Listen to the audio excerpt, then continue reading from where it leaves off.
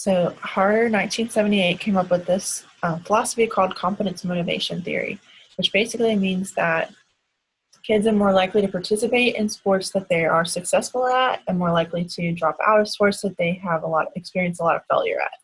And so what you want to do as a coach or as an instructor is to balance success and failure, because if it's too easy, then it's not challenging enough and they just get bored. But if it's too challenging and all they ever do is fail, all they ever see themselves as failures, then they're going to drop out and say they're not good at it, which may not necessarily be true. So you want to try to balance that. So then how do kids figure out whether they're successful or failures? And so the younger children tend to rely on their parents. So if the parents said they did a good job, they believe them. Parents said, oh, you've got some work to do. That's when they're thinking, oh, well, I didn't do very good. So they rely mostly on the parents or whether they won or lost. So it's all based on they could have made 10 goals at their soccer game that day, and 10 goals is a lot in any soccer game. But if the other team made 11 and they lost, then they would not think that they were doing good because they lost. And that's really not a good way to measure their own performance, right?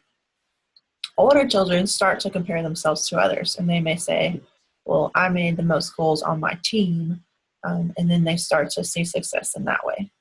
So younger children relying on parents and win losses.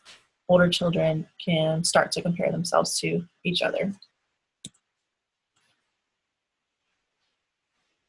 So 80% of the time when somebody drops out in a sport, it means that they're switching sports. They're just trying, maybe it was the coach they didn't like, maybe it's just that they're trying to see what their best fit is. So when we talked about this in the mountain, they're trying different peaks on the mountain for different sports and figuring out where their best fit is.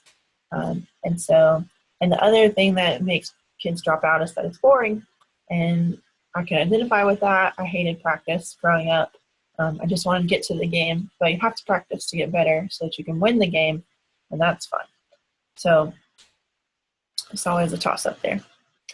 So if you look at the book in tables 14.4 and 14.5, they give you some guidelines for why kids drop out and why kids don't like their coaches or didn't like a sport. And think about your own experiences and what sports did you participate in? What were reasons that you continued participating in one sport or discontinued participation in another? And if you were to go back to your coaches now, what would you want them to do better? And what do you want to do better as a coach or a trainer in the future?